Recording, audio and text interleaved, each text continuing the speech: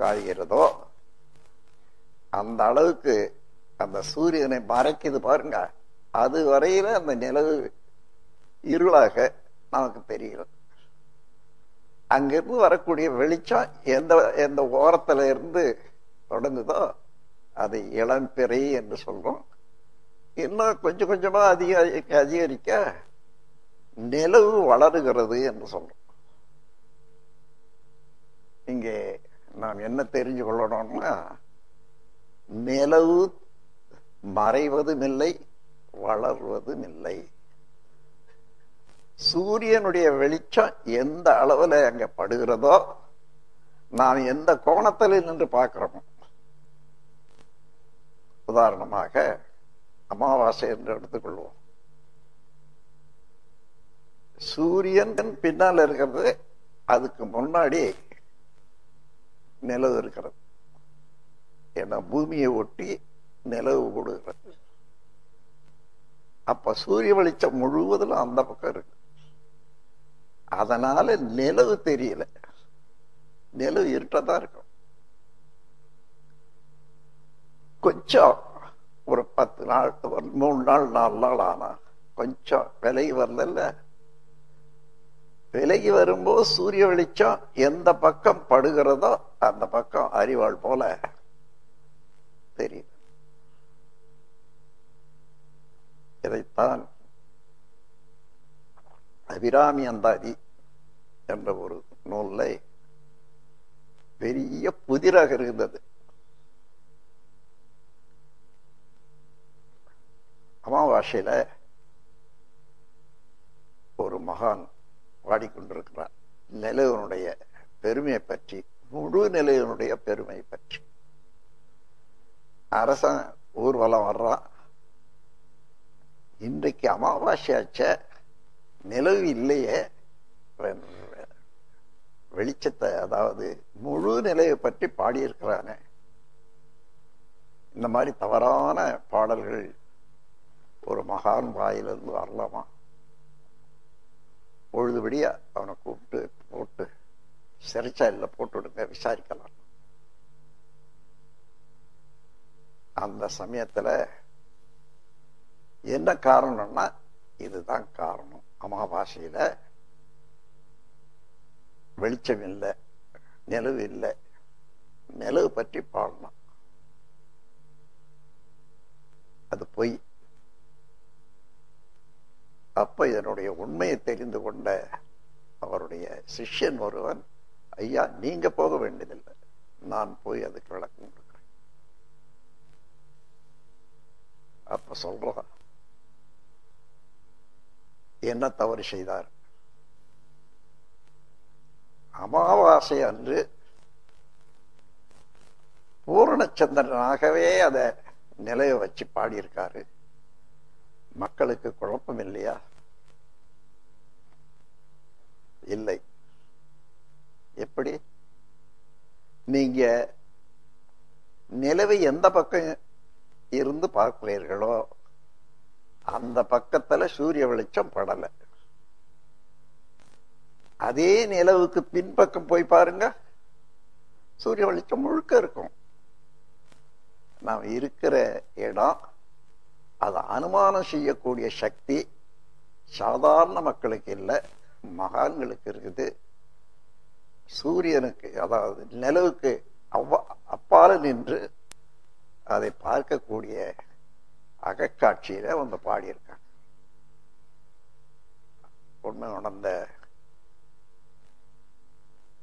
அரசன் அவனை விடுதலை செய்துவிட்டு மன்னிப்பு கேட்டுக்கொண்டான். அதுதான் அபிராமி அந்தாதி என்றதுல வரக்கூடிய ஒரு உண்மையான விளக்கம். அன்பர்களே, கருமையத்தினுடைய உண்மையை தெரிந்து கொண்டா உடல்ல உற்பத்தி ஆகக்கூடிய காந்த சக்தி எல்லாம் அந்த சுழற்சி வேகத்துல நடுமையம் வந்துவிடும், கனத்த பகுதி. அப்படி அழுத்தம் பெற்ற கனத்த பகுதி உடல்ல மையப்பகுதியாக சேர்ந்து விடுகிறது. அதுதான் கருமையம் என்று சொல்றோம். வள்ளுவர் குரல்ல ஒரு இடத்துல பார்க்கலாம். பிறப்பு ஒக்கம் எவ்வுயிர்க்கும் சிறப்பு ஒவ்வா செய்தொழில் வேற்றுமையால். பிறப்பு என்றது மூல நிலை. அது எல்லா உயிருக்கும் எல்லாருக்கும் ஒண்ணுதான். ஆனா அதிலிருந்து தோன்றிய அலைகள் வெவ்வேறு விதமான இயக்கங்கள்ல இருக்கிறதுனால அந்த சிறப்பு ஒவ்வொன்றும் ஒவ்வொரு சிறப்புடையதாக இருக்குது. அது ஒன்றோடு ஒன்று ஒத்து போகாது. பிறப்பு ஒக்க எவ்வுயிருக்கும் சிறப்பு ஒவ்வா செய்தொழில் வேற்றுமையால். நண்பர்களே, நீங்கள் இன்று முதல் கொண்டு இந்த பிரபஞ்சத்தை பார்க்கிற போது ஒரு உண்மை நிலைக்கு வர வேணும். பிரபஞ்சம் முழுவதும் நிரம்பி இருக்கக்கூடிய கடலாக உள்ள சுத்த வெளி, அதனுடைய அலைகள் மூலமாக சூழப்பட்டு இயங்கும் போது அதைத்தான் காந்தம் என்று சொல்றோம். காந்தம் என்பது உயிர் நிலத்தில் இருக்கிற போது ஜீவகாந்தம். பிரபஞ்சம் முழுவதும் இருக்கத்தானே வேணும். இறைநிலையும் அதன் அலையும் கூடியதுதான் காந்தம். என்றால் எந்த இடத்துல காந்தம் இல்லை? எல்லா இடத்திலும் இருக்கு. அந்த காந்தம் என்ற அலைய, அதனுடைய அலையை நிறுத்தி கொண்டா என்ன ஆகும்? இறைநிலை தான், கடல் தான். அதே போல நம்முடைய மனம் நம்முடைய ஜீவகாந்த அலையின் மூலமாக இயங்கிக் கொண்டிருக்கிறது. ஜீவகாந்தம் என்பது எப்பொழுதும் உற்பத்தி ஆகிக் கொண்டே இருக்கக்கூடிய சுழற்சி வேகம். இதனுடைய மையப்பகுதி தான் கருமையம் என்று சொல்றோம். இந்த கருமைய உண்மையை தெரிந்து கொண்டால் இறைநிலையும் உண்மையும் தெரிஞ்சு கொள்ளலாம். நம்முடைய அறிவின் தரம் எங்க இருக்கிறோன்றதும் தெரிஞ்சு கொள்ளலாம்.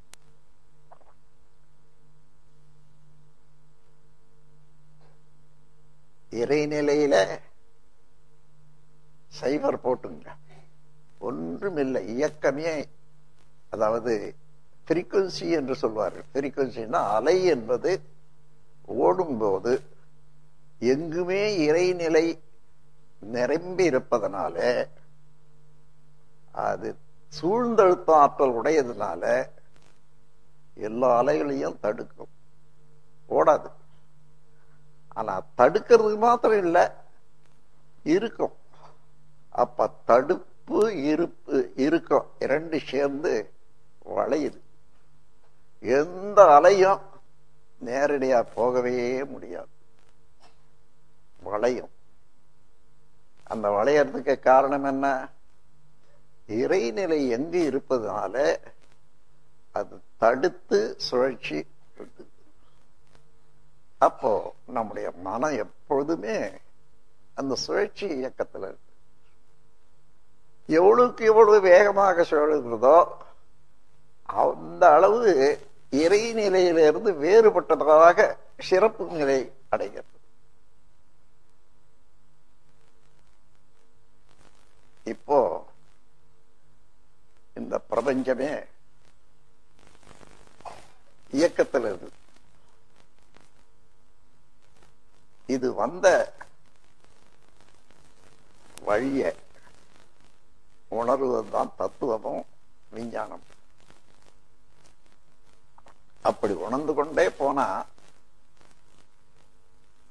தெய்வம் அல்லது பிரம்மம் என்ற வார்த்தையின் மூலமாக அங்கதான் போய் சேர்றாங்க. ஆனா இந்த ரெண்டு பேருக்குள்ள என்னன்னா ஒற்றுமை கிடையாது. அவன் கிராவிட்டின்றா, பிரம்மம் என்றான வேற வேற ஆயிப்போச்சுங்க. அவன் கிராவிட்டி என்று எதை சொல்றானோ அதைத்தான் இவன் பிரம்மம் என்றான். மொழி வேறுபாடு. அன்பர்களே, அந்த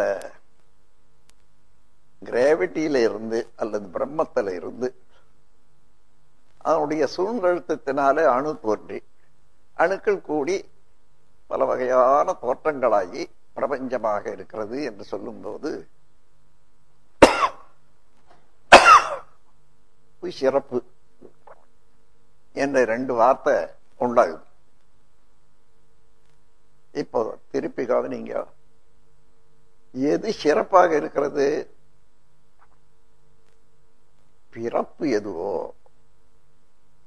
எது உள்ளதோ, கிராவிட்டி என்பதோ அல்லது பிரம்மம் என்பதோ அதுவே இன்னொன்றாக மாறிக்கொண்டிருக்கிறது. இதை பரிணாமம் என்ற வார்த்தையினாலே இதுவரையில நாம் எடுத்துக்கொண்டோம். இப்ப அதற்கு இன்னும் ஒரு வார்த்தை நாம் காலத்தால கொடுக்க வேண்டியதா இருக்கு. டிரான்ஸ்பார்மேஷன், தன்மாற்றம். எந்த பொருளும் தன்மாற்றம் அடைந்து கொண்டே இருக்கிறது. ஏனென்றால் பேராற்றல், பேரறிவு, காலம், காலம் என்ற அதிர்வு 4 உடையதாக இருப்பதனாலே இறைவழி அந்த இறைவழி எத்தகையது என்றதை இப்போ கவனிச்சு பாருங்க. Highly transparent mighty divine fluid. Highly டிரான்ஸ்பரண்ட்னா ஊடுருவி எந்த பொருளும் பாய விடுவது, பாயத்தக்கது எந்த பொருளிலோ, அதே போல தன்னிலே எந்த பொருளையும் பாய விடுவது. அதுல ஆங்கிலத்தில் 2 வார்த்தை இருக்கு. பெனிட்ரேட்டிவ் ஊடுருவுதல், பெர்மியபிள் எது ஊடுருவினாலும் அதற்கு இடம் கொடுத்தல். இந்த 2க்கும் ஒத்ததாக இருக்கக்கூடிய புளுயிடு, அதாவது பாய்ம பொருள் எதுவோ அதுதான் தெய்வ நிலை. நண்பர்களே, நாம் வேறு வேறாக இருக்கிறதாக நினைக்கிறோம். உலகம் ஒன்றுதான். அந்த உலகத்தில் தான் எல்லாரும் தோன்றி இருக்கிறோம். அதிலேயே வாழ்கிறோம், முடிகிறோம். அது வரைக்கும் நீர் தேவை இருக்கிறது. இந்த உலகத்துல நீர் ஏற்கனவே உற்பத்தி ஆகி இருக்குது. அந்த நீர் தான் சூரியனால ஆவியாக்கப்பட்டு ஒரே இடத்துல பொழியுதா, ஆவியானாதான் உலகம் முழுவதும் பரவ முடியும். அங்கங்கே குளிர்ச்சி ஏற்படுற இடத்துல நீராக மாறு. அந்த நீர் தான் எல்லாரும் சாப்பிடுறோம் இல்லையா?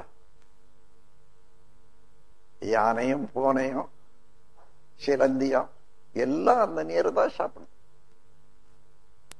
இங்க ஒரு பெரிய விந்தை நடக்குது பாருங்க. எந்த பொருளையும் ஜீரணிச்சிடுற மாதிரி இல்லை. தண்ணியை மாத்திரம் ஜீரணிக்க முடியாது. அப்படி தண்ணீர் ஜீரணிச்சுட்டா இது வரைக்கும் இருக்குமா? இப்ப இருக்கவே இருக்காது. ஆனால் தண்ணி மாத்திரம் வெளியேறி போகுது. அப்படியே எப்படி மூத்திரமா, வேர்வையா, எச்சிலா, கண்ணீரா வெளியேற. அப்படி வெளியேற தண்ணி எல்லாம் எங்க போகுது? பூமியில தானே விழுது. மீண்டும் மழை பெய்தால் இவ்வளவு தண்ணீரும் அதனுடைய களங்கத்தோடு உப்போடு சேர்ந்து கடல்ல போய் சேரும்.